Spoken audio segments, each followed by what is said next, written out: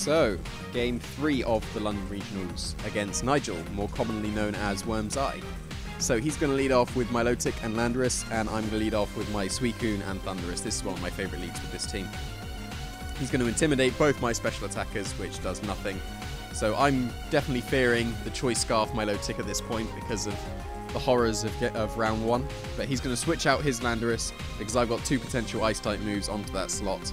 But I'm not going to go for that. I'm going to protect my Thundurus because I'm scared of the Choice Scarf Ice Beam again.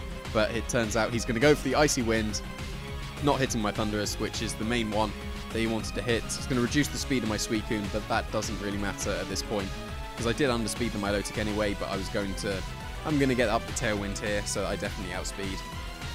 So now I'm expecting him to protect from my Thunderbolt, so I go for the risky nasty plot, and it actually pays off because I'm going to get my Scold off onto this H-Slash first, because even with the Icy Wind drop, I'm going to still outspeed with my Tailwind, get the Fortunate Burn, but he actually recovers from my Thunderbolt, probably indicating Moranga Berry there, and he's going to Toxic my Suicune. So I get a free Nasty Plot, which is always wonderful, because then I can just start sweeping through teams with this Thundurus. It's definitely the best Thundurus of VGC 15.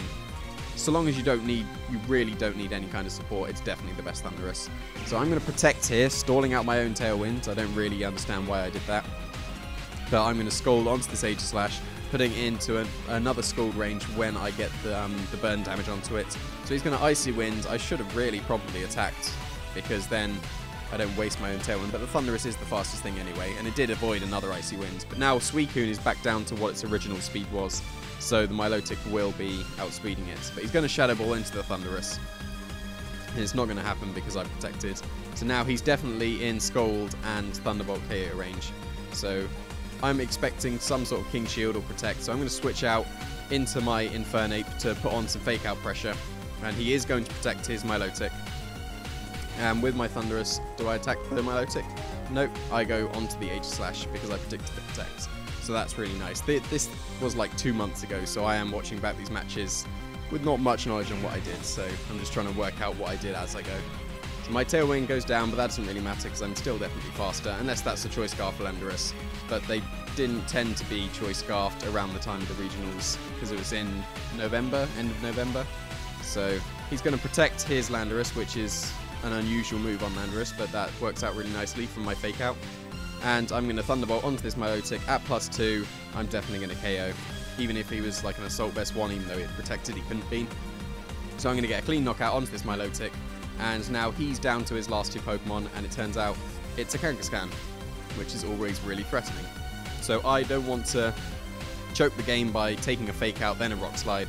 So I'm going to switch out my Infernape to get some more Fake Out pressure going next time, and I'm going to protect my Thundurus. But he reads into that very, very nicely, making the only real play that he could make to get back at this point, because my Thundurus can KO either of his Pokemon.